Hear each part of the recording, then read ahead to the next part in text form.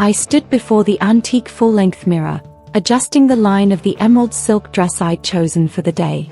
It was a perfect, understated shade, vibrant enough to honor the occasion but conservative enough not to steal any attention from the bride, which, as the groom's mother, was a cardinal rule of wedding etiquette that I certainly understood. The dress was new, the shoes comfortable, and the diamond earrings, a recent gift, were impossibly elegant, catching the afternoon sun that streamed into my penthouse apartment high above the Manhattan skyline. Today was Marcus's wedding day, and while my heart swelled with maternal pride, a cold knot of dread tightened in my stomach concerning the other half of the celebration's hosting party, David and his second wife, Patricia. 10 years had passed since the divorce, 10 years of carefully maintained distance and meticulously polite communication, almost all of it filtered through Marcus. Yet, despite the decade, David, my ex-husband, still possessed a breathtaking capacity for pettiness, a trait that had ultimately poisoned our 20-year marriage and now threatened to sour his own son's happiest day. I knew, with the kind of absolute certainty that only years of shared history can grant, that David and Patricia would try to make my presence at the wedding as uncomfortable and marginal as possible, a final, public declaration of their victory in the unspoken social war that followed our separation.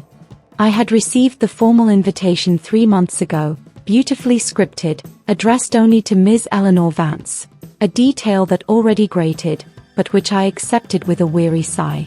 The seating card, however, arrived separately, slipped into the official RSVP reply envelope just last week, and its discovery had been the moment the knot of dread truly began to twist into pain. It wasn't the number of the table that offended me, it was the name scrawled on the accompanying map of the reception hall, Table 22. A quick cross-reference with the venue's floor plan, easily found online, confirmed my suspicion and David's utter lack of grace. Table 22 was tucked away in the very furthest corner of the grand ballroom, nestled awkwardly between the emergency exit, the discreet folding screen used for the coat check, and, most damningly, the main double doors leading directly into the catering service and kitchen area. It was the table you assigned to the estranged cousin you barely tolerated, or perhaps the overflow of junior staff from the groom's office, certainly not the mother of the groom. I stared at the name card for a long moment, the expensive, cream-colored stock feeling cheap and insulting in my hand. The irony was palpable. David had made a point of excluding me from the wedding planning, arguing that he and Patricia were footing the entire bill for the extravagant affair at the historic Stonegate estate in upstate New York, and now he was making sure I knew my exact worth in his world, minimal, inconvenient, and relegated to the periphery. My first, raw impulse was to call Marcus, to tell him I couldn't bear the deliberate slight, but I immediately suppressed the urge. Marcus deserved a perfect day, untainted by the juvenile drama of his parents' enduring animosity, and I would not be the one to inject that poison. Instead, I set the card down, smoothing the silk over my hips. I would go. I would sit where they placed me. I would smile, congratulate my son, and be the picture of serene, untouchable class, proving that their attempts to diminish me were utterly futile. Their power lay in my reaction, and I would deny them the satisfaction of a visible flinch. The true Eleanor Vance, the woman who had rebuilt a successful life and found genuine happiness, was far beyond the reach of their petty manipulations. And yet, as I picked up my clutch, the insult lingered, a dull ache that whispered of all the ways I had once felt invisible in David's shadow. I reminded myself that the seat did not define me, the view from the chair did not matter, but the journey to that chair, the intentional path of humiliation they had carved for me, was a bitter pill to swallow. I would arrive early, settle in, and try to blend into the wallpaper, enduring the 4 hours until I could offer my son a heartfelt hug and make a quiet, dignified exit. A sudden, sharp chime of the elevator bell broke my internal reverie. I smiled, the expression finally reaching my eyes this time, and moved toward the door. I was not going alone, and that single fact changed the entire calculus of the day, transforming Table 22 from a punishment into a viewing box. The man who stood on the other side of my threshold was not David. and his presence was the ultimate, silent rebuttal to David's entire worldview. His presence was my shield, my weapon, and my peace. He was impeccably dressed in a tailored charcoal suit, his silver hair perfectly groomed, and his blue eyes sparkled with an almost boyish mischief. He was 30 years my senior, but carried himself with the vitality and focused calm of a man half his age, and the sheer authority he radiated was entirely effortless and genuine. His name was Elias Thorne, and he was the man I was going to marry, a fact David Vance was blissfully, ignorantly unaware of, and a fact that was about to turn his well-orchestrated victory into a public relations nightmare. Elias took my hand, his large palm engulfing mine in a gesture of profound tenderness and protection. "Ready to face the lions, my dear?" he asked, his voice a low, melodious rumble that always managed to soothe my nerves. I met his gaze, the last trace of my anxiety melting away.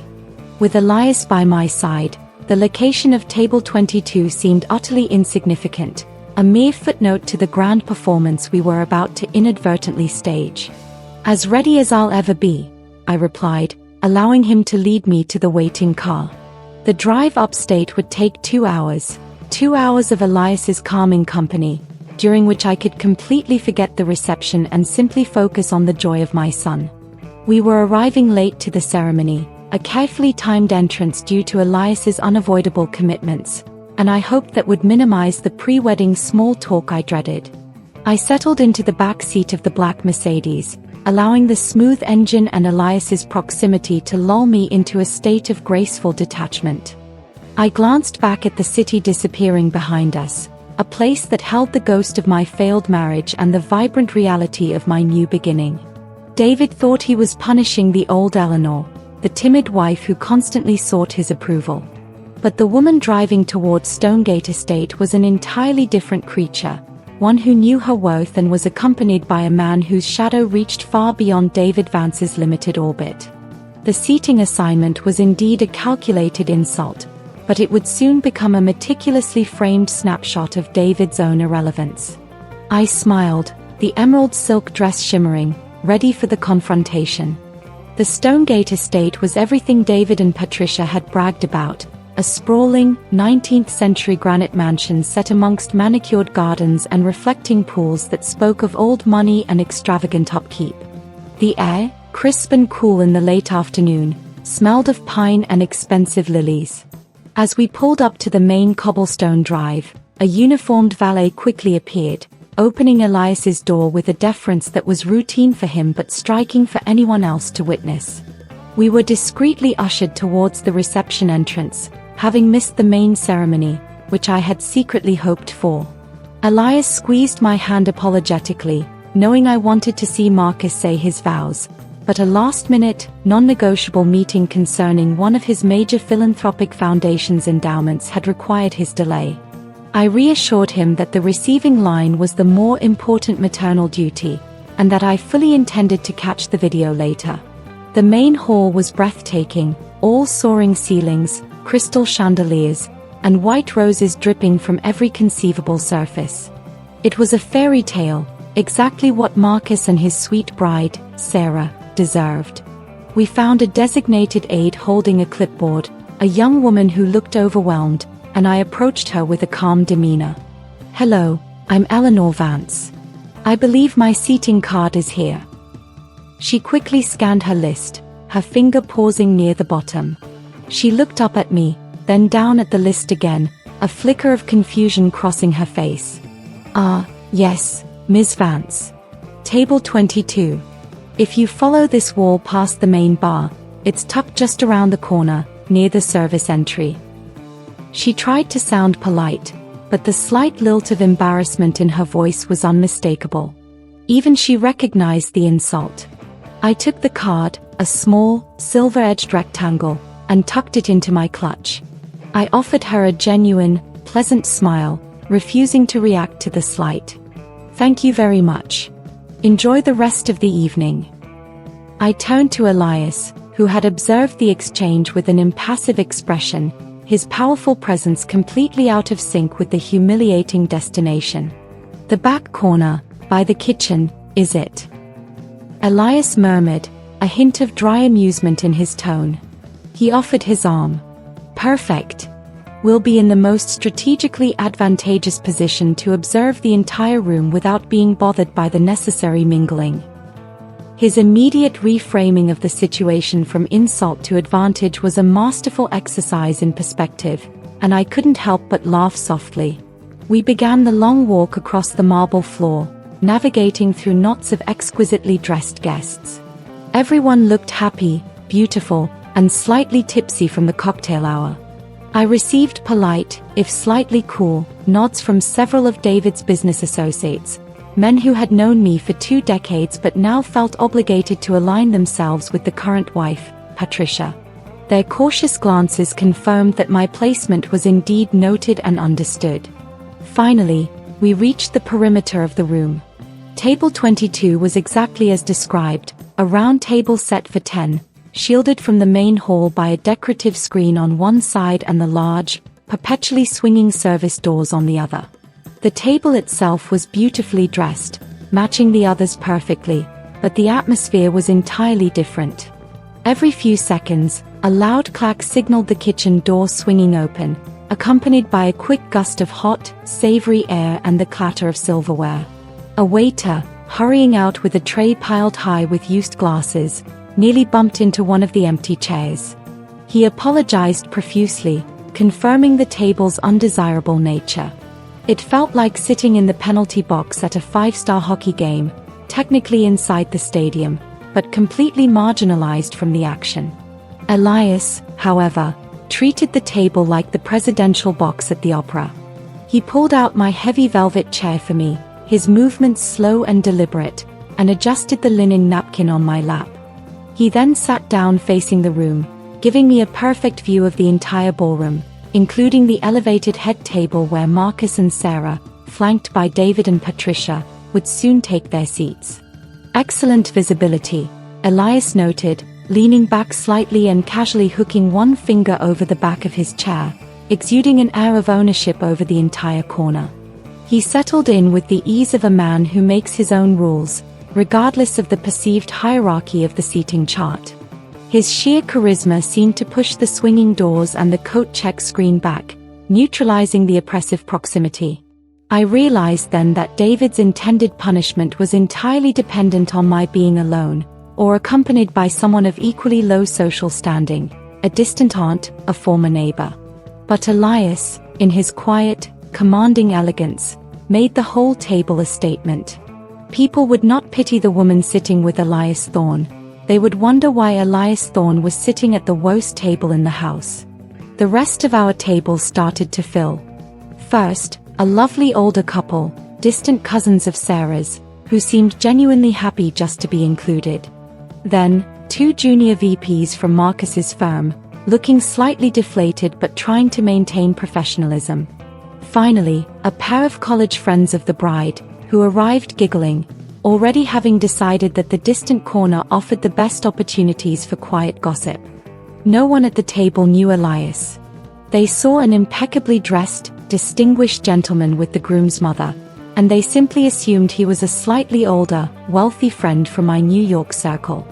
This anonymity, I realized, was another layer of our protection and gave us the advantage of observation without immediate, demanding interaction. As the music swelled to announce the entrance of the wedding party, I took a deep breath. I was seated. The seating was humiliating. But I was not humiliated. I was serene, comfortable, and perfectly positioned for the show, a feeling of deep-seated calm settling over me that David Vance, in all his arrogance, would never understand. Elias reached across the table, covering my hand with his, a silent promise of support and solidarity that was more valuable than a seat at any head table in the world. The grand doors at the far end of the ballroom finally opened, and the wedding party was announced with a deafening trumpet fanfare. I watched Marcus and Sarah make their triumphant entrance, my eyes blurring slightly with tears of pure happiness for my son. He looked so handsome, so genuinely joyous, and in that moment, the entire drama of the seating chart dissolved into noise. This was why I was here, to witness this moment. The room erupted in applause, and I clapped until my palms stung, my gaze fixed on my son. As the bridal party made their way to the elevated head table, the attention of the room shifted entirely, giving Elias and me a moment of complete anonymity, a chance to simply exist in our corner without scrutiny. Elias, ever the gentleman, dabbed a stray tear from my cheek with his thumb, his gaze warm and reassuring. "He is a good man, Eleanor. You raised him well," Elias whispered, a simple compliment that meant more than any social validation. I leaned into him for a brief second, drawing strength from his calm presence, before straightening up to watch David and Patricia take their seats at the head table. David looked every inch the proud, successful patriarch he desperately wanted the world to see, his face flushed with the satisfaction of hosting such an extravagant event. Patricia, resplendent in a gown that looked slightly too ornate, had a smile fixed on her face, a smile that looked less like joy and more like triumphant ownership.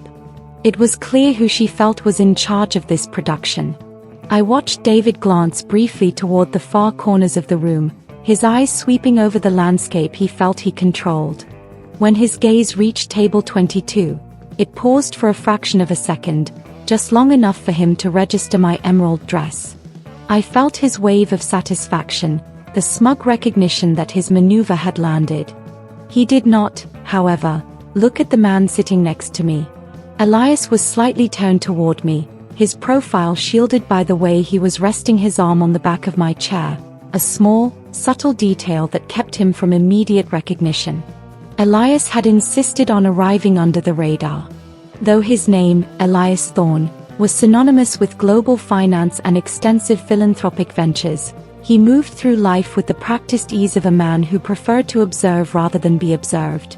He was not a celebrity, he was a titan of industry, a difference that meant he was recognized by people who mattered: investors, politicians, and the upper echelon of power, not just the general public. The other guests at our table, having finished their own excited commentary on the bridal gown and the flower arrangements, began to relax into small conversations. The junior VPs were talking about the stock market, the college friends were reviewing the bridesmaids' fashion choices. The atmosphere around table 22, despite the swinging kitchen door, was remarkably comfortable and low pressure. Elias finally spoke, his voice carrying the weight of quiet authority, even when discussing the mundane. "The lighting in this room is quite dramatic. Notice how the crystals catch the reflection of the candles, a very expensive trick of the light." His observations were always sharp, pulling my attention to architectural and design details I would have otherwise missed. He didn't just see a room, he saw the intentionality and the resources poured into creating the illusion. We talked quietly for 10 minutes, discussing the design of the estate and the logistics of managing an event of this scale. It was a conversation rich with shared interests and mutual respect, the kind of exchange David Vance had never been capable of, preferring instead to talk at me rather than with me.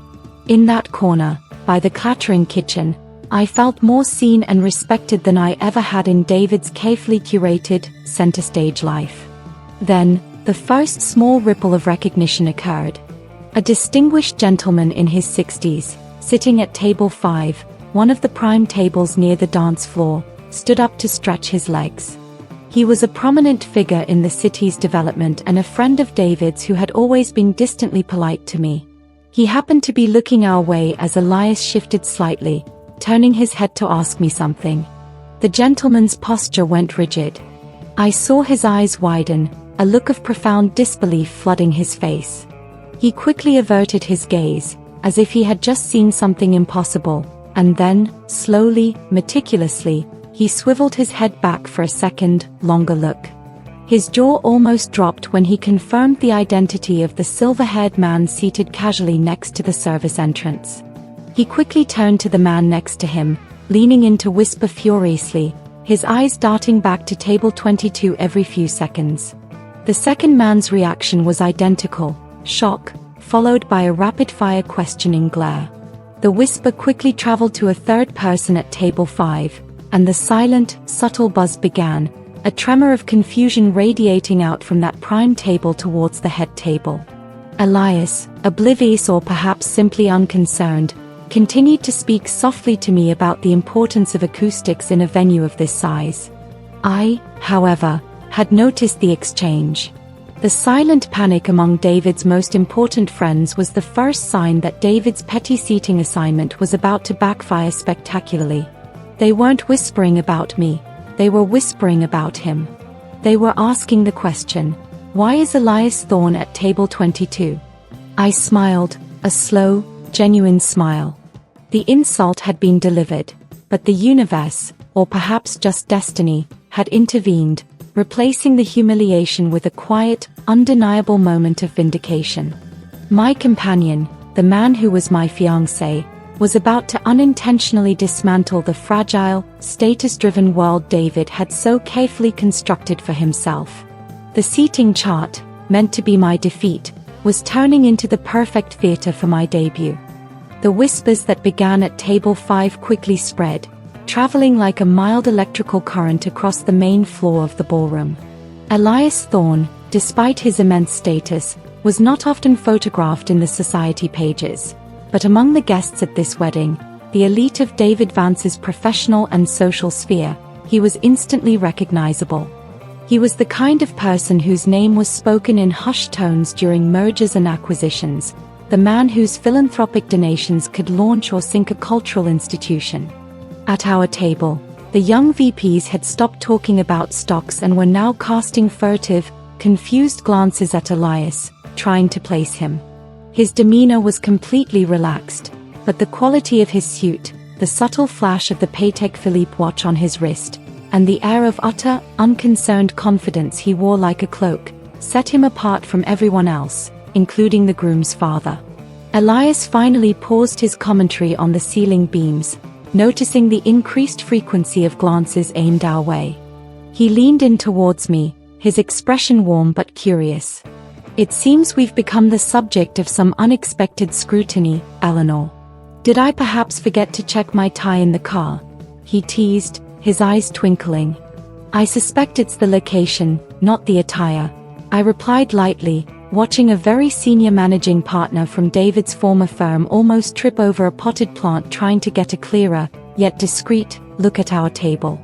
They are wondering why the groom's mother is seated by the coat check, but more importantly, they are wondering why you are. Elias chuckled, a deep, resonant sound that drew the immediate attention of our table mates. "Ah, the mystery of the seating chart. A good parlor game for a wedding reception. Well, let them wonder. We have the best view of the happy couple, and immediate access to the catering corridor, which, let's be honest, is where all the real action happens at these events." The waiter from the kitchen, a young man with a headset, swung through the doors again, carrying a tray of iced tea, and this time, he hesitated. He approached our table cautiously, not to serve us, but to whisper something into the ear of the distant cousin of the bride.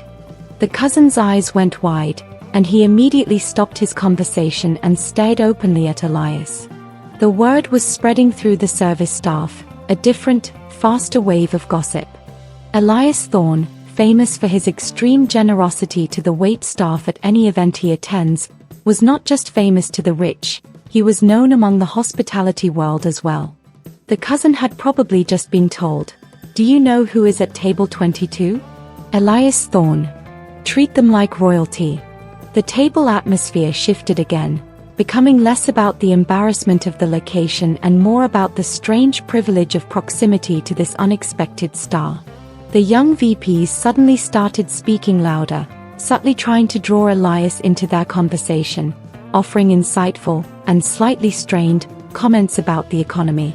Elias nodded politely but kept his focus on me, maintaining an impenetrable bubble of intimacy around our corner of the room. The irony was delicious. David had intended to exile me to the social purgatory of table 22, but by forcing me to sit there, he had inadvertently created the most intriguing table in the entire venue. It had become a focal point of mystery and power, a beacon of confusion for the entire elite guest list who were now trying to reconcile the great Elias Thorne with the swinging service door. I caught the eye of the managing partner from David's old firm again, and this time, he didn't look away. Instead, he gave me a slow, respectful nod, a gesture that signaled not pity for my seating, but genuine curiosity and perhaps a touch of concern. He was calculating the optics, trying to figure out if being seen near Elias Thorne, even in the back corner, was more valuable than being seated at table 3 with David. The toast segment of the reception began, providing a temporary halt to the swirling gossip. The best man stood up to deliver his speech, forcing everyone to turn their attention back to the head table. I used the opportunity to slip my hand into Elias's, the cool metal of his wedding band, which I had been wearing for a few weeks, despite our formal ceremony being months away, a silent, comforting weight against my skin. This was the part David would love the most, the public performance of his success.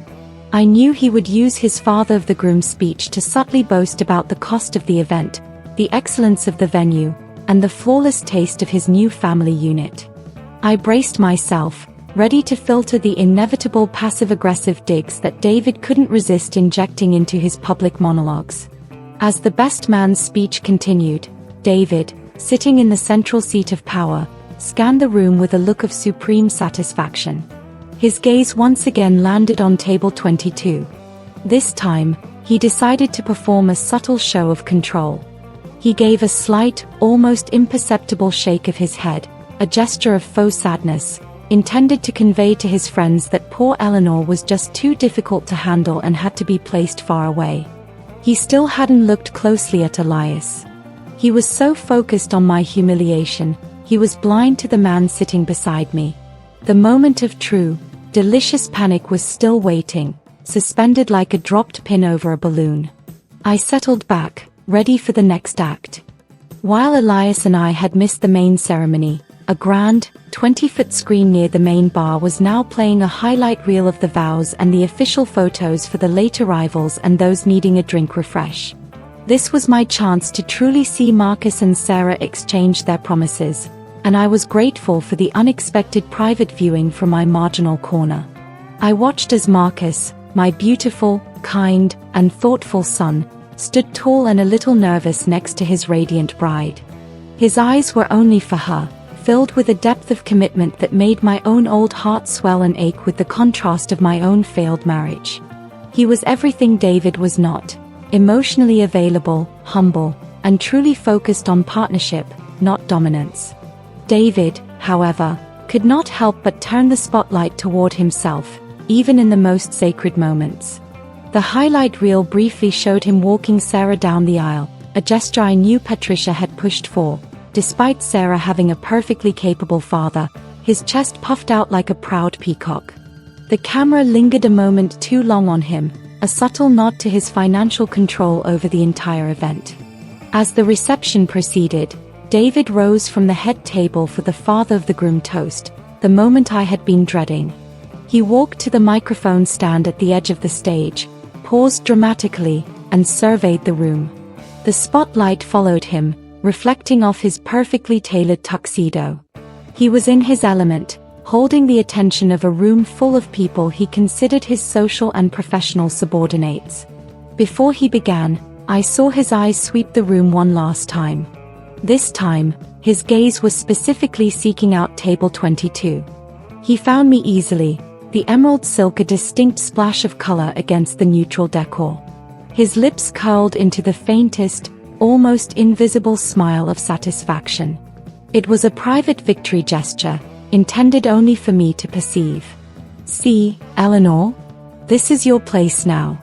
On the fringe."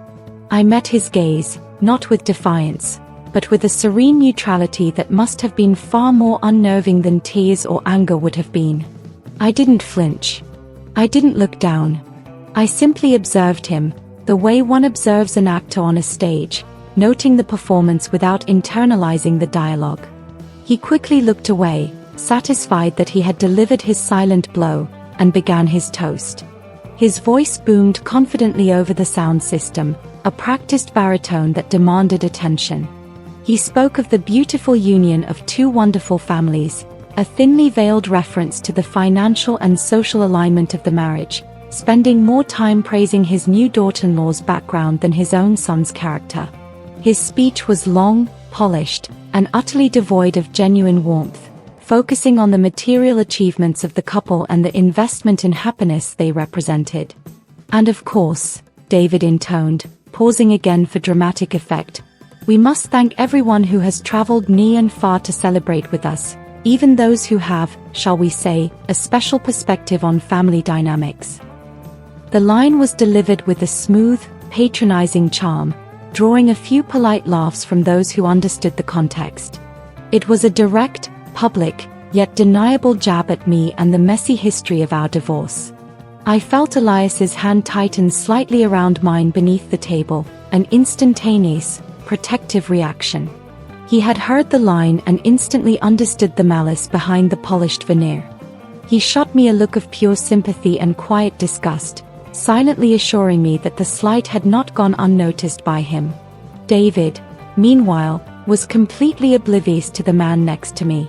He was too consumed by his own monologue and the power of his public image to see beyond the woman he had deliberately seated in exile.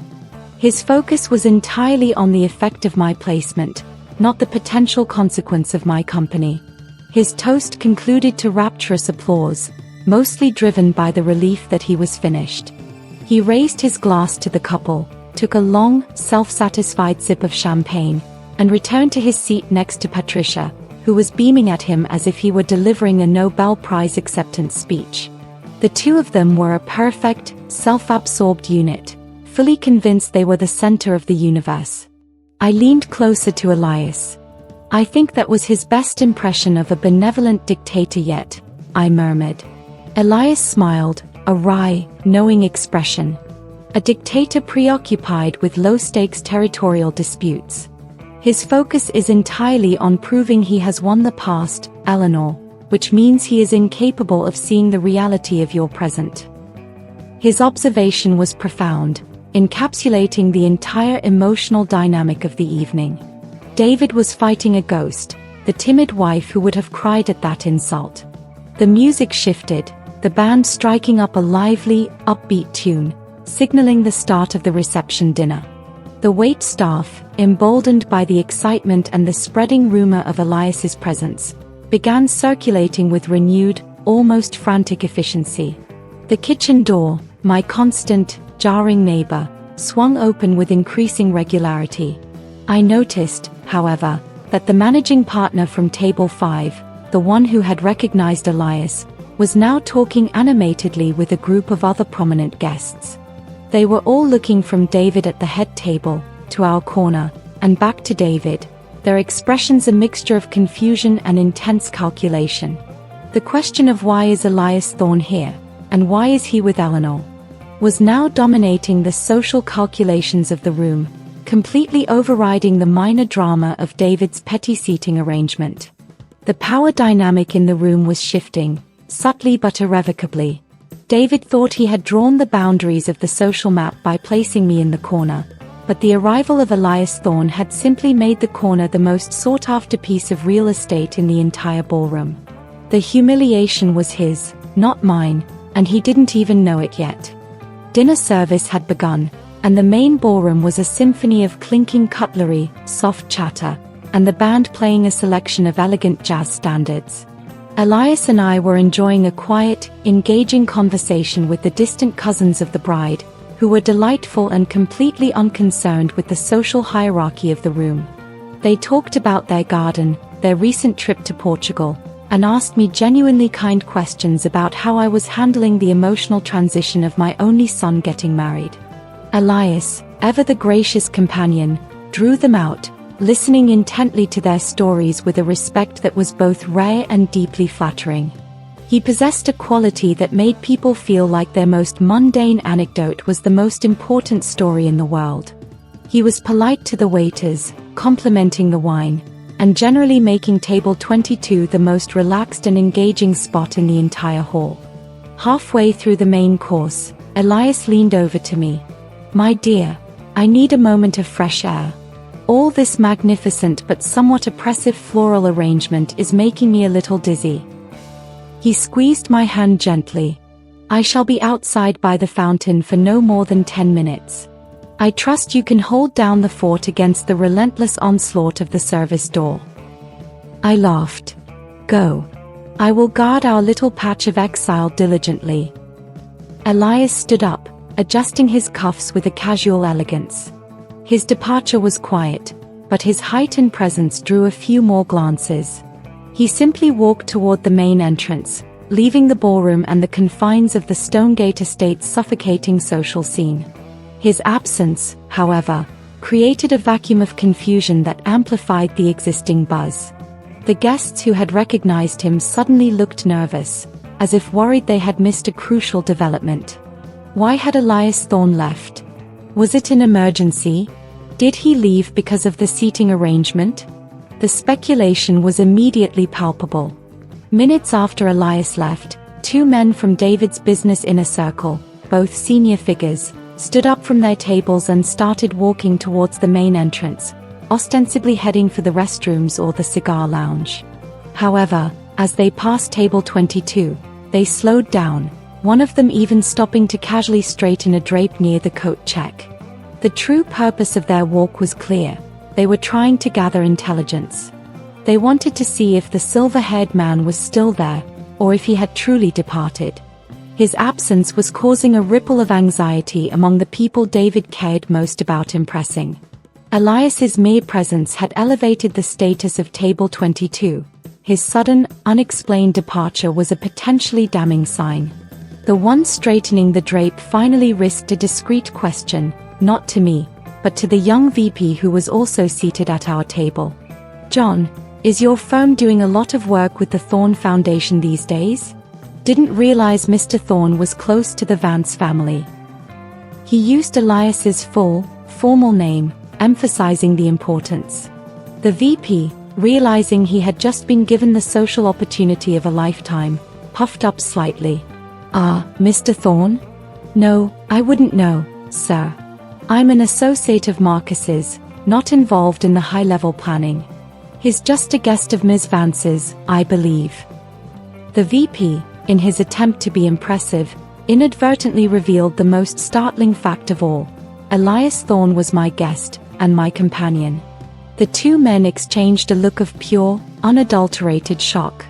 They had assumed Elias was some kind of distant, powerful relative of the bride, or perhaps an unexpected, high-rolling investor David had managed to lure. The idea that he was accompanying Eleanor Vance, the ex-wife David had relegated to the linen closet, was socially cataclysmic. They quickly moved on, their conversation now heavy with the weight of this new information.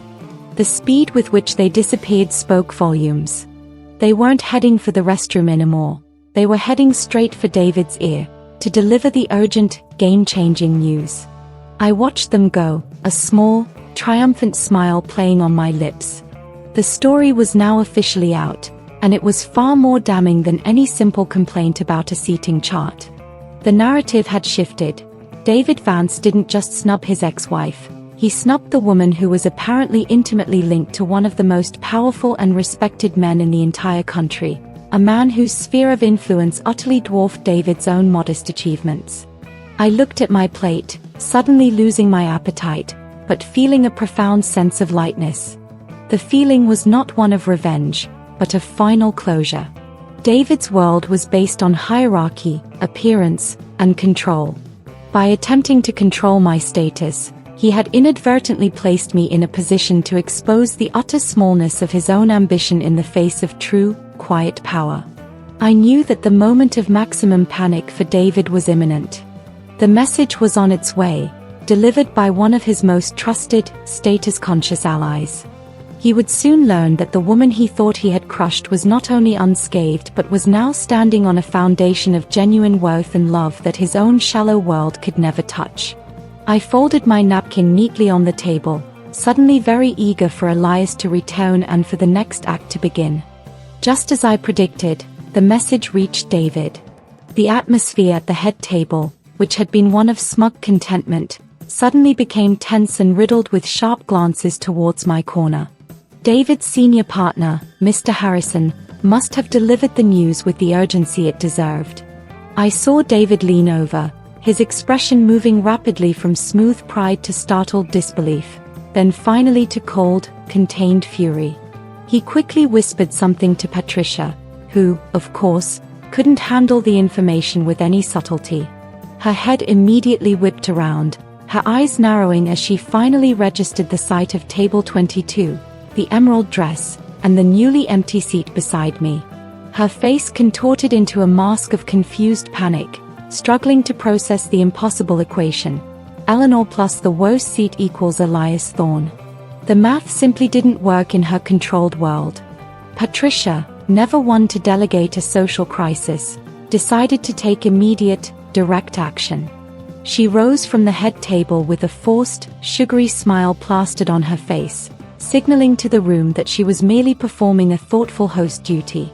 She glided down the steps and began weaving her way through the tables, making a grand, deliberate detour that would eventually bring her to my corner.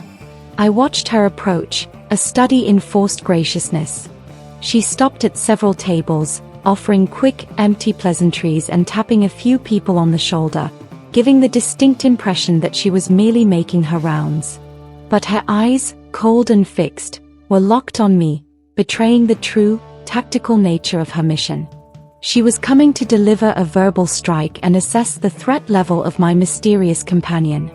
When she finally reached table 22, she ignored my table mates completely, focusing her entire, laser-like attention on me.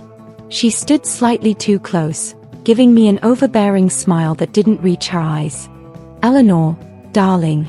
There you are," she cooed, her voice pitched just loud enough for the closest tables to hear. She leaned in conspiratorially. "I feel terrible about this table. Honestly, David's secretary well, she doesn't understand the dynamics, does she?" I tried to tell her that as Marcus's mother, you simply must be closer to the action. It was a masterful piece of passive aggression, publicly acknowledging the insult while shifting the blame entirely onto an imaginary, lower-ranking scapegoat, all while subtly reminding me of my social status, or lack thereof, in her new family structure. She was offering pity disguised as an apology, and I found it deeply offensive.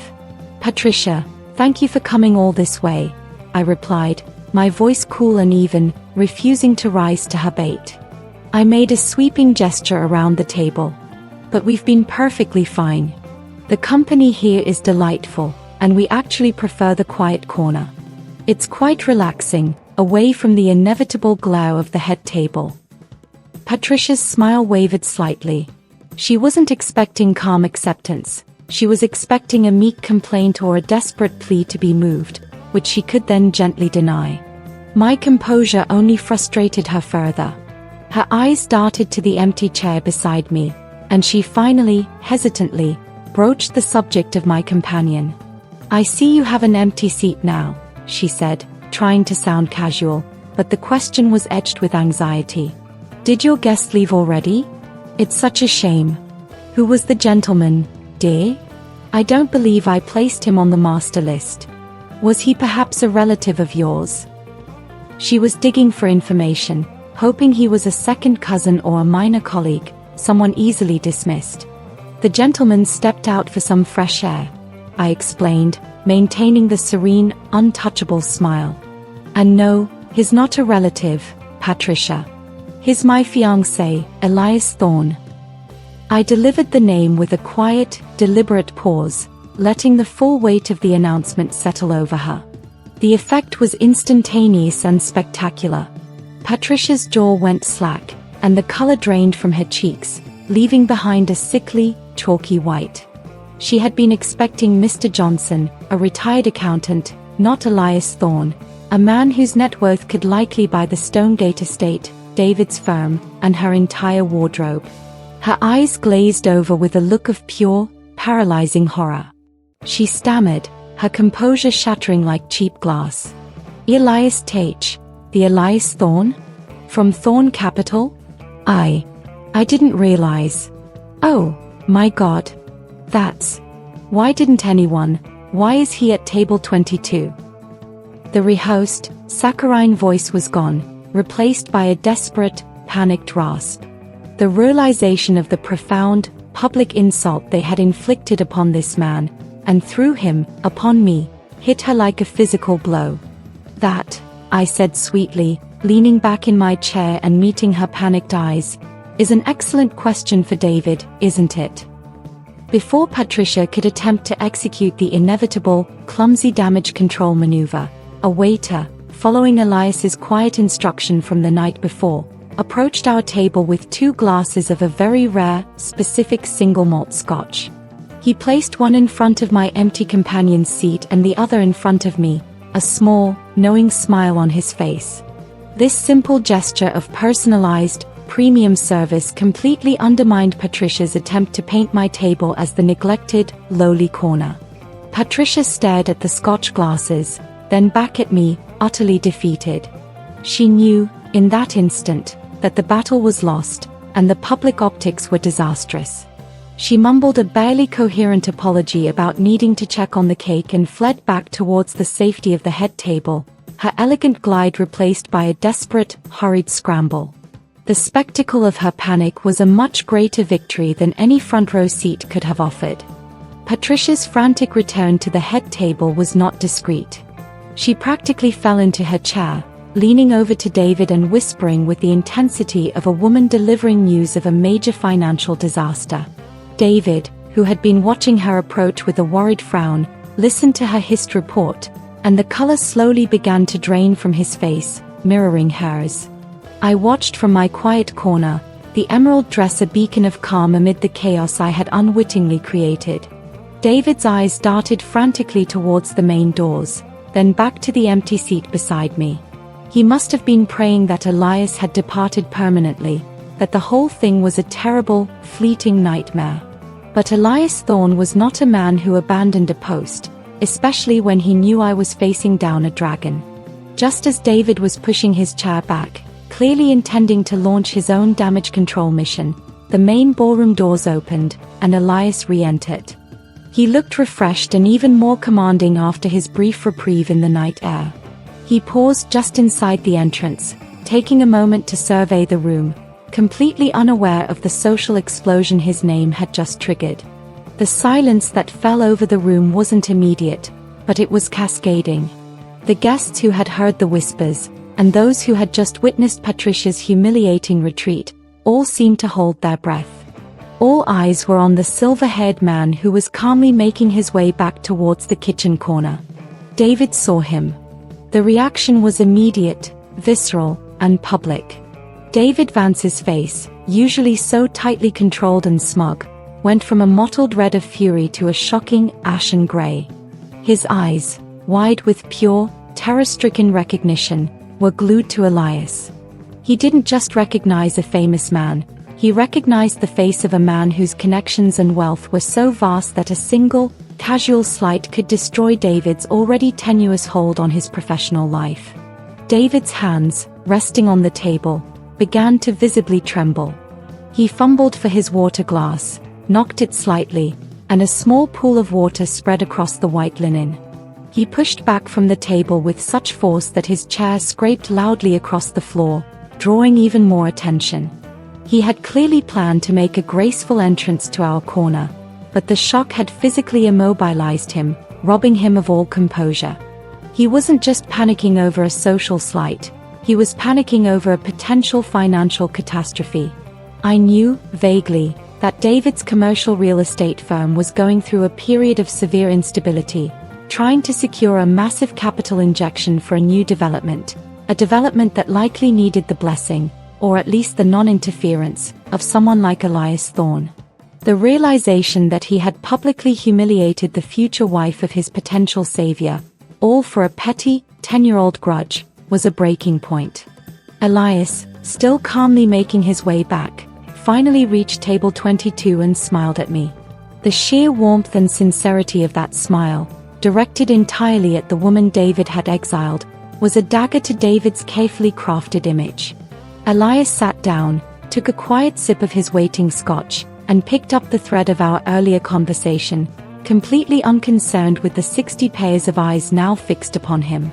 David finally managed to compose his features, smoothing his jacket and attempting to project an image of casual control, though his hands were still shaking slightly. He took a deep, shuddering breath and began walking directly towards our table, a forced, sickeningly enthusiastic expression plastered on his face. He was in full damage control mode, preparing for the desperate performance of a lifetime. When he reached table 22, he completely ignored me, stepping around the back of Elias's chair and leaning over with a breathless, false familiarity. "Elias. Good God, what an unexpected pleasure. I didn't know you knew Marcus or Sarah. Why didn't you call me? We would have had you at the head table, of course. You must be enjoying this corner, though, very exclusive." He was talking too fast, too loud, and with a tone that bordered on sycophantic. The attempt to transform the deliberate insult into an exclusive seating choice was pathetic, and it was entirely directed at Elias, as if I were merely a piece of furniture beside him. Elias, however, turned slowly, fixing David with a gaze that was cool, polite, and utterly impenetrable, a look reserved for minor irritants and persistent salesmen. He took a measured sip of his scotch before responding, drawing out the moment of excruciating tension. "David," Elias acknowledged, using only David's first name, devoid of any warmth or previous acquaintance. "A lovely wedding. Eleanor was just telling me about the acoustics of the room. Excellent selection of venue." He then deliberately turned his attention back to me, placing his hand reassuringly on my arm. "My dear, that story about your garden in Portugal? You were saying the hydrangeas were particularly temperamental this year." He completely and utterly dismissed David, cutting off his frantic attempts at networking and establishing familiarity. He made it abundantly clear who his focus was on, and who was now the unwanted outsider. The humiliation was total, quiet, and absolutely public. David Vance was standing by the kitchen doors, completely ignored by the most powerful man in the room, while Elias Thorne focused solely on the woman David had tried to banish. David stood frozen by our table, his forced smile twitching at the corners. The sheer, effortless dismissal from Elias Thorne was a blow that would resonate through his professional circles for months. To be cut off mid-sentence, to be rendered invisible by a man whose opinion truly mattered, was a worse punishment than any seating chart could devise. He tried again, refusing to accept the rejection. He cleared his throat loudly. "Eleanor, darling, if you'll excuse us for just a moment. Elias, I wanted to quickly discuss the Vance Legacy Fund. I'm planning a major expansion, and I know your foundation has such an incredible track record with capital projects. A brief, private word?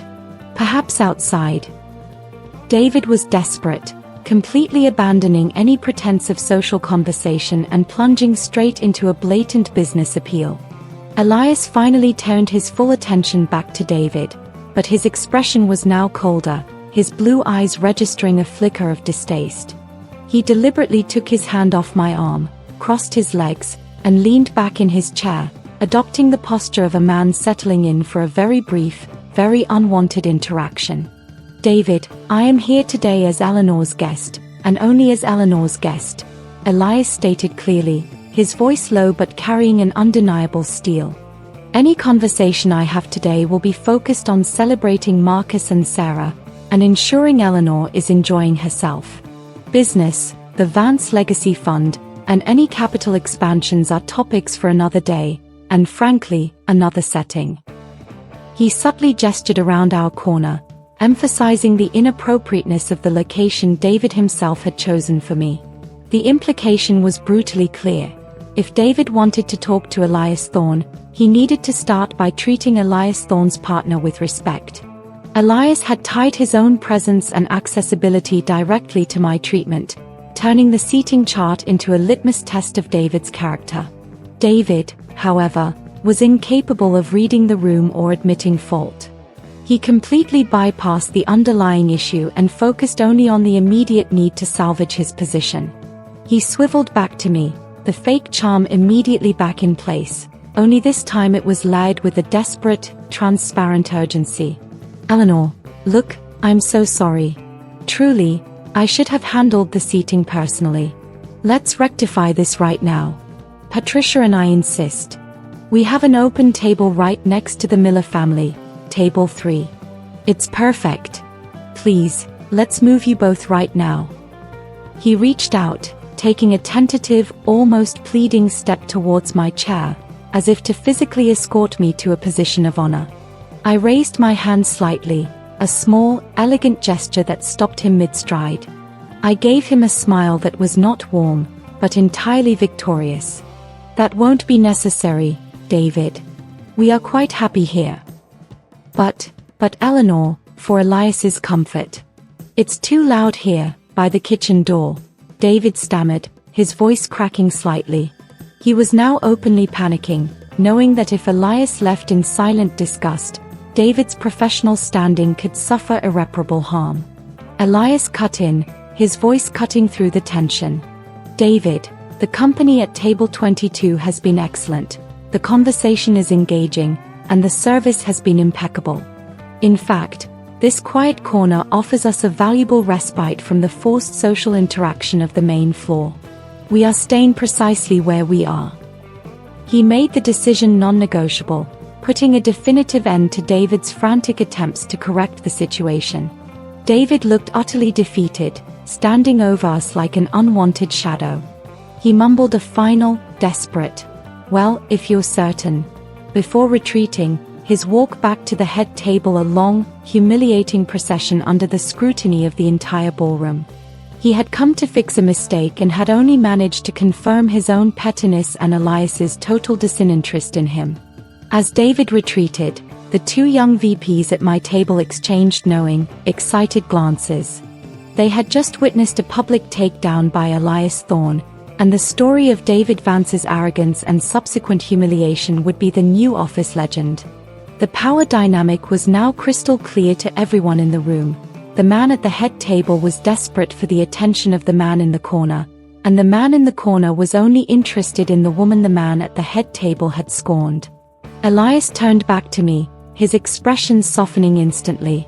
"Temperamental hydrangeas, Eleanor. Do tell me what kind of fertilizer you found that worked, or did you resort to bribery?" His smooth transition back to our private, charming conversation was the final, devastating act of dismissal, signaling to the room that David Vance was no longer worth a second of their attention. The tension in the air finally began to dissipate, replaced by the background hum of the music and the anticipation of the first dance. David and Patricia remained seated at the head table, their faces tight and unreadable, though Patricia kept shooting daggers in my direction. They were plotting their next move, though after Elias's firm, public refusal, any further aggressive attempts at damage control would only make them look more foolish. The music shifted again, and the announcement for the first dance was made. Marcus and Sarah took to the floor, bathed in a soft, ethereal spotlight. They danced with an easy, natural grace, completely absorbed in each other, and once again, the beauty of the moment momentarily pushed aside all the adult drama. My heart melted, watching my son step into his new life. As the song ended, Marcus, after a tender kiss with his bride, scanned the room. He wasn't looking for his father, he was looking for his mother. His eyes eventually found me in the far corner, and a smile, genuine and warm, lit up his face. He gently disengaged from Sarah and began making his way through the crowd, heading directly for table 22. His approach was a welcome contrast to Patricia's calculated walk or David's panicked scramble. Marcus was moving with a purpose born of love and slight concern, weaving effortlessly through the congratulatory guests. He was coming to me, not because of a social obligation, but because he was my son, and he loved me. When he reached our table, he bent down, ignoring the seated guests for a moment, and wrapped me in a tight, heartfelt hug. "Mom, you look absolutely radiant. Thank you so much for coming." His voice was slightly husky with emotion, and I held him tight, inhaling the scent of his cologne, feeling all the tension drain out of my shoulders. "You, my darling, are the most handsome groom in the world," I whispered back, kissing his cheek. "You and Sarah are perfect. I'm so incredibly happy for you both." He pulled back, his eyes finally registering Elias. Marcus's face broke into a grin of genuine admiration and surprise. "Mr. Thorne. Wow, I can't believe you're here." "It's an honor, sir. I've read all your papers on sustainable energy investment. They were instrumental in my graduate thesis, actually." Elias stood up, offering Marcus a warm, firm handshake, his expression genuinely pleased. "Marcus. Congratulations. Your mother speaks of you often, and only with immense pride. And I am delighted to be here. Your thesis work sounds fascinating. We'll have to discuss it sometime." The exchange was warm, respectful, and authentic, the exact opposite of the tense, forced exchange Elias had just had with David. It further established Elias's role. He was here for Eleanor, but he respected her son. Marcus's smile then faded slightly as he looked around the corner, taking in the full view of the swinging kitchen doors and the coat check. His brow furrowed instantly, a wave of disappointment washing over him. He lowered his voice, leaning close to me. "Mom, I am so sorry about this table. When I saw the final chart this morning, I asked Patricia about it, and she said it was a mistake they couldn't correct in time, and that you had insisted on being away from the noise." He paused, his expression telling me he didn't believe Patricia's flimsy excuse for a second. "I know that's not true. I apologize for my father and Patricia. It's unacceptable." The genuine apology from my son was the true moment of victory. His words validated my feelings and confirmed that the slight was deliberate, without me having to say a word. I reached up and squeezed his hand, a look of profound love in my eyes. "It's all right, sweetie," I said, keeping my voice light. "It really is. Elias and I have had a wonderful time observing the party from our perch here. It's an adventure.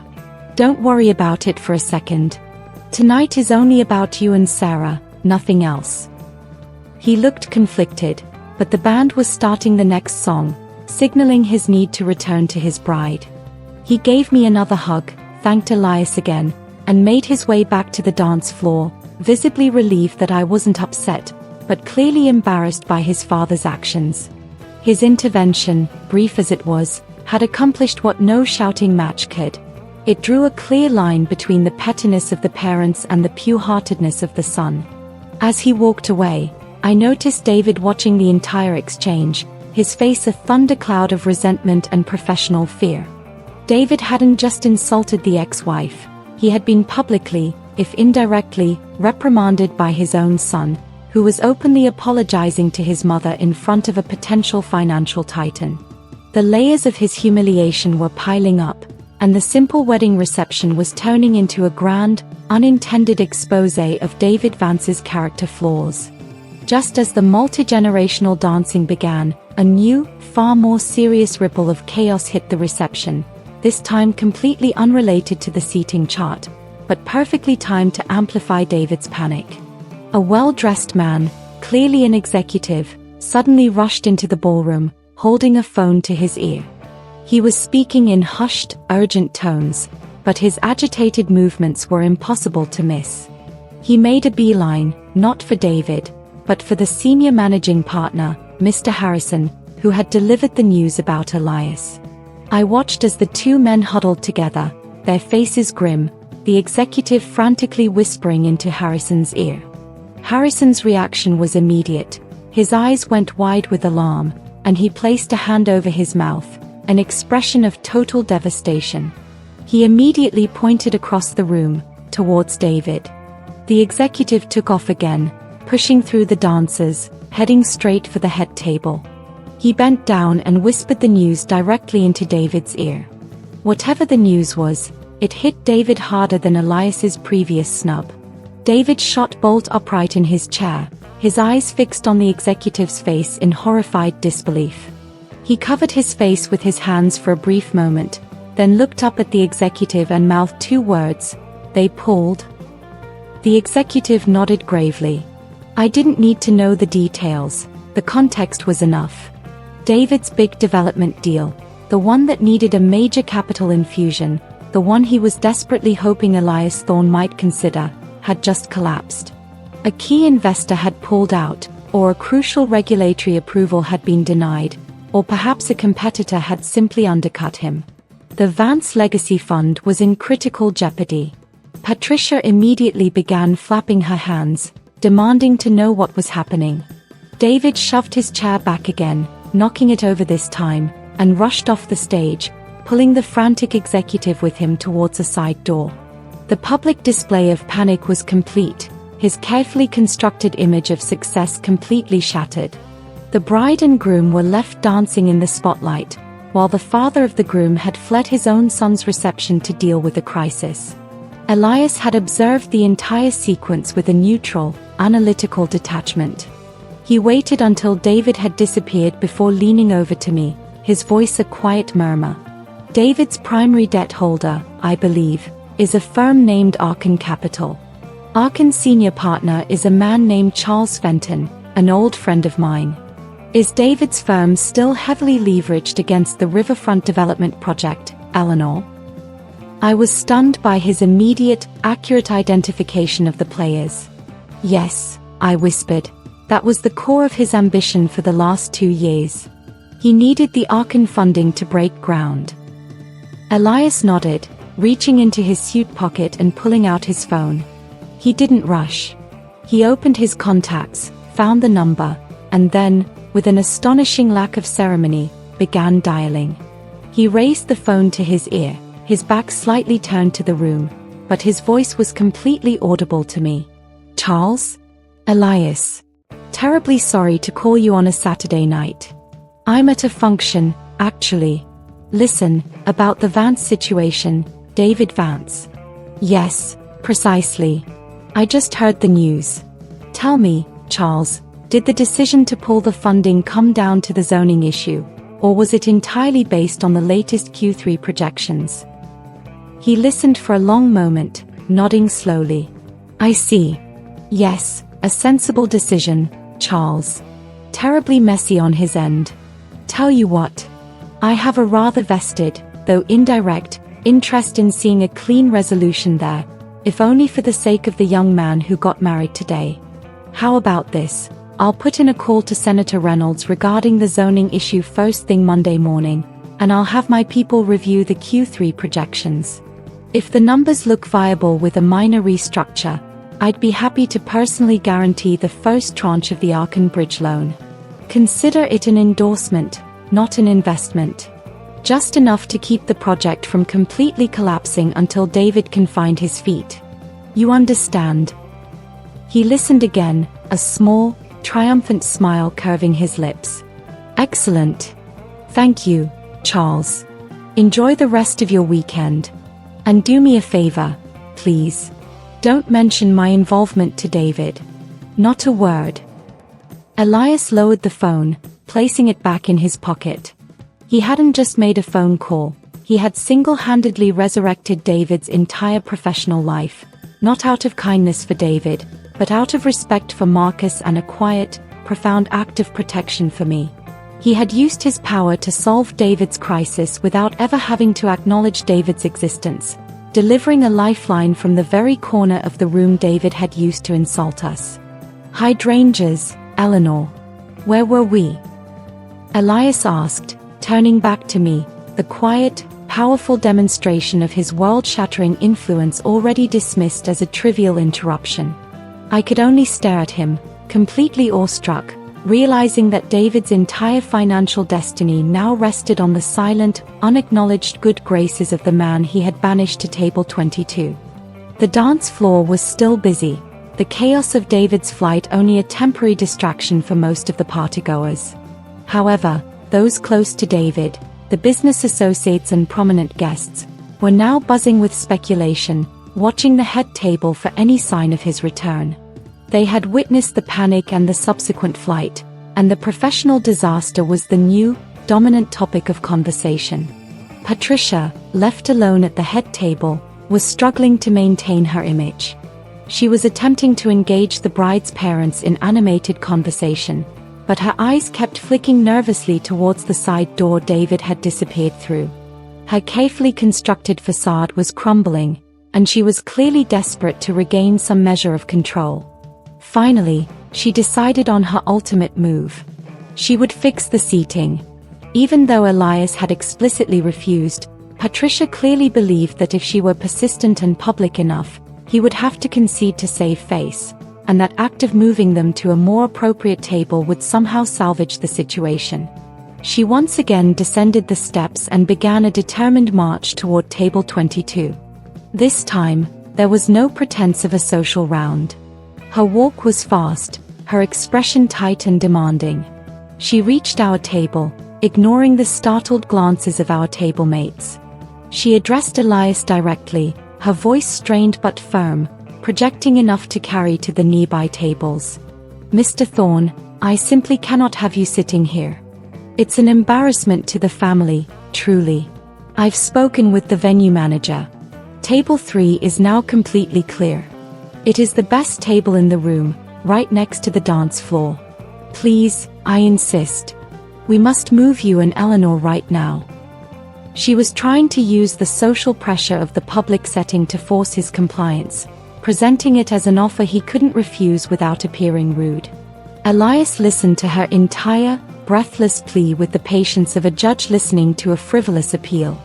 When she finished, he took a slow, deliberate sip of his scotch, looked at her over the rim of the glass, and delivered his final, elegant refusal. "Mrs. Vance," he said, his voice calm and beautifully modulated, drawing the attention of everyone nearby. "I appreciate the offer. However, Eleanor and I have been entirely comfortable at table 22. In fact, we found the company here to be exceptional, and the location, adjacent to the service area, offers a unique opportunity for people watching and a quick egress when the hour gets late." He paused, letting the word egress hang in the air, a sophisticated term for a hasty exit. Then, he delivered the killing blow, completely undermining her authority and highlighting her rudeness in front of her peers.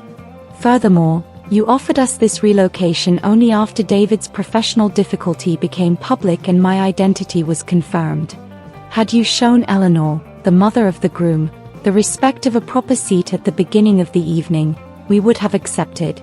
But to offer us an upgrade now, under duress, would be quite disrespectful to the lovely people at this table who have been such gracious hosts."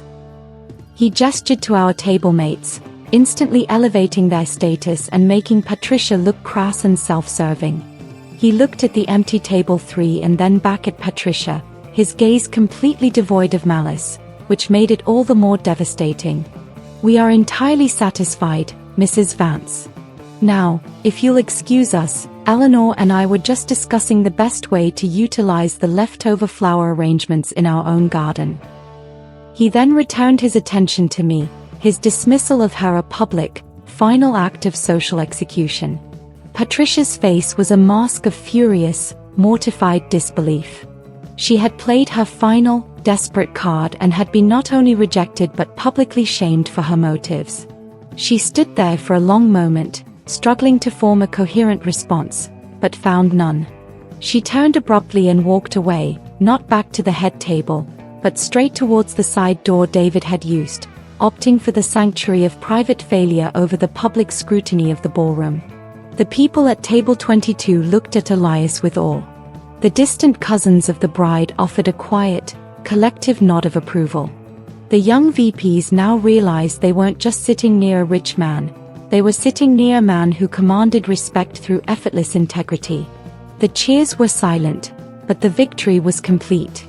I squeezed Elias's hand beneath the table, not in triumph, but in profound gratitude for his unwavering defense of my dignity. With both David and Patricia having fled the room, one in financial panic, the other in social mortification, the ballroom finally achieved a sense of relaxed celebration. The drama had been decisively dealt with, and the attention returned to the happy couple. Marcus and Sarah were pulling their friends and family onto the dance floor for the last hour of the reception. A waiter approached our table, clearing plates, and as he did, he paused to give Elias a discreet nod of respect. Our corner, once the place of shame, had become a haven of quiet, powerful intrigue. Elias stood up, offering me his hand. "My dear, the night is not yet over. I believe the groom's mother is required to make an appearance on the dance floor, and I would be honored to be your escort for this final act of duty." I took his hand, my heart suddenly feeling light and unburdened. "I thought you preferred the quiet corner," I teased. "I prefer a chance to show off the most elegant woman in the room," he replied smoothly, leading me onto the edge of the dance floor as a slow song began to play. We moved together easily, Elias a graceful, strong anchor. As we danced, I saw Marcus and Sarah nearby, smiling at us. I also saw David. He had returned, looking pale and thoroughly chastened, standing by the bar with a defeated posture, seemingly having stabilized his business crisis for the moment, but completely unable to face the social disaster. His eyes found me on the dance floor, and for the first time that night, his gaze was not filled with pettiness or pride, but with a deep, crushing melancholy. He was watching the woman he had divorced, the woman he had tried to humiliate, dancing with the man who held his professional future in his hand. He was watching the sheer contrast, his own panicked, shabby display of arrogance versus Elias's quiet, confident, and profound respect for me. In that moment, David wasn't just seeing Elias Thorne, the billionaire. He was seeing the man who genuinely loved and valued the Eleanor he had long ago dismissed as timid and inconvenient. He was seeing the happiness he had carelessly discarded, made tangible and untouchable in the arms of another. As we swayed slowly, I let my head rest briefly on Elias's shoulder. I wasn't thinking about David's current failure, I was thinking about my own past. I realized that my anger and resentment toward David had always been rooted in his inability to see my worth, his constant need to diminish me to elevate himself. The seating chart was just the final, desperate symptom of that fundamental flaw. But standing here, in this beautiful, expensive ballroom, with Elias's strong arm around me, I finally felt completely detached from that history. I was no longer the scorned ex-wife seeking validation. I was a partner, cherished and protected. David's failure to see me was no longer a reflection of my worth, but of his own blindness. The pettiness was his alone. The song ended, and I looked up at Elias, a genuine, profound sense of peace washing over me. "That was lovely," I said simply. Elias's eyes, soft and knowing, looked deep into mine. "It was necessary," he corrected gently. "For us. To close the chapter with grace. We have done our duty, my dear. We have celebrated Marcus, and we have allowed David to see what he needed to see. Now, let's go home." He led me off the dance floor. We paused only to say a quick, discreet goodbye to Marcus and Sarah, offering them one last hug and assuring them the night was perfect. Marcus looked relieved and grateful. We made a quiet exit, leaving the Stonegate estate through a side door, slipping away into the cool New York night as effortlessly as we had arrived. David, still standing by the bar, watched us go, making no attempt to stop us or to say goodbye. His last view of me was in the arms of Elias Thorne, walking away from the noise and the wreckage of his pride, completely free. The drive back to the city was calm and deeply satisfying. The black Mercedes purred down the dark interstate, the city lights ahead a glittering promise of our comfortable, private life. We didn't immediately talk about the events of the evening.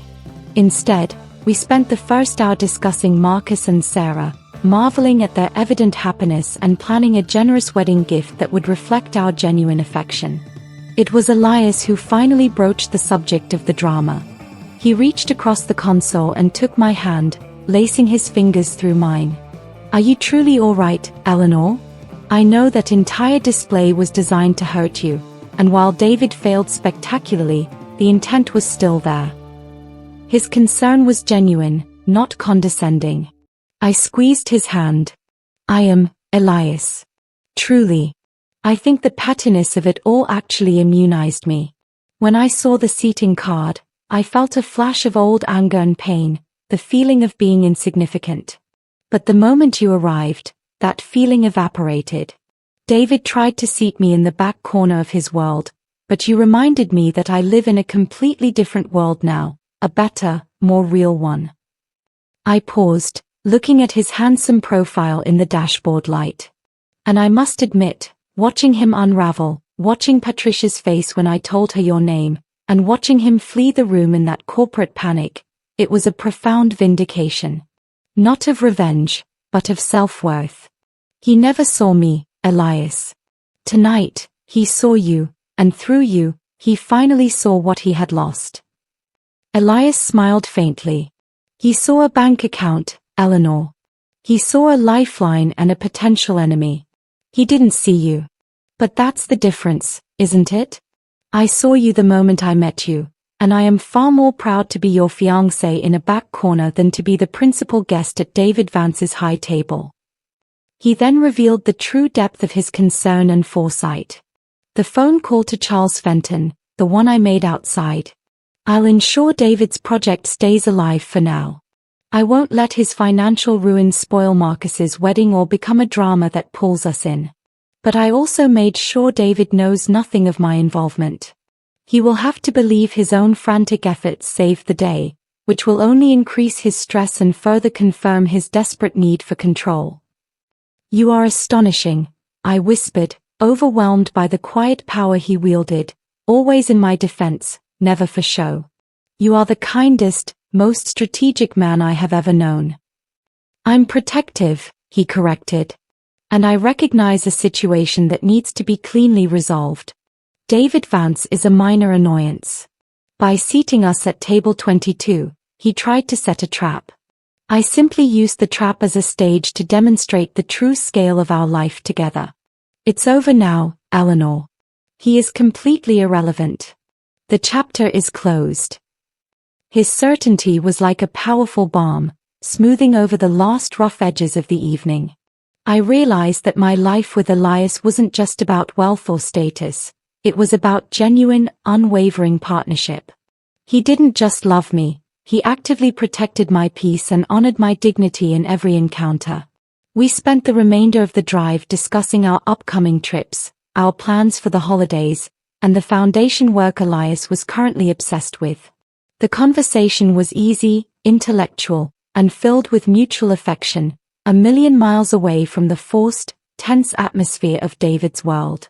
As we pulled up to my apartment building, the valet rushing forward with the familiarity reserved for the building's most prominent resident, I looked up at the skyscraper. I didn't see the woman who had cried over a seating chart.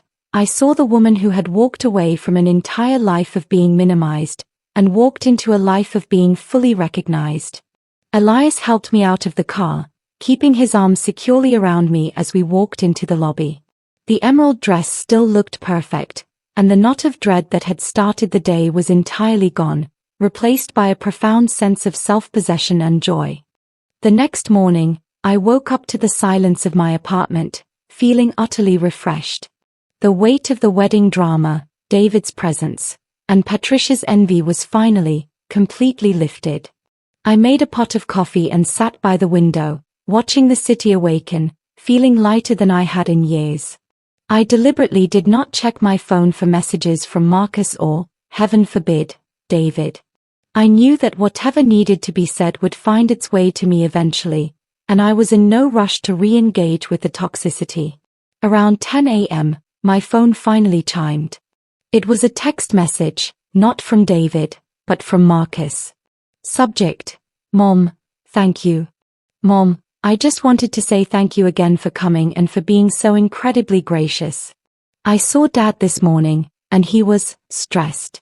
Sarah and I both know the seating was wrong, and we want you to know that it had absolutely nothing to do with us. I love you, and I'm so happy you and Mr. Thorne were able to come. He's a legend, and I'm truly honored you brought him. We are mailing you a handwritten apology note when we get back from the honeymoon. Don't worry about anything.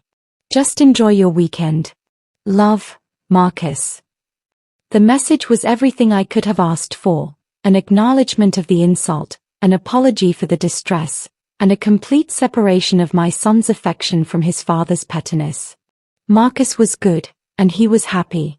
That was the only victory that truly mattered.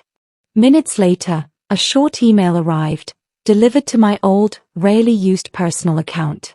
The subject line was simply, the fund. I knew it was David. I opened it with a curious detachment. The body of the email was terse and carefully worded, devoid of any genuine apology or mention of Elias. Eleanor, I wanted to briefly thank you for attending Marcus's wedding. Patricia and I sincerely apologize for the seating arrangements. It was an unfortunate error on the part of a junior staff member which we have since corrected. Separately, I had a very critical situation arise last night regarding the Riverfront Fund, which, thanks to a sudden, miraculous change of heart from an important third party, appears to be temporarily stabilized.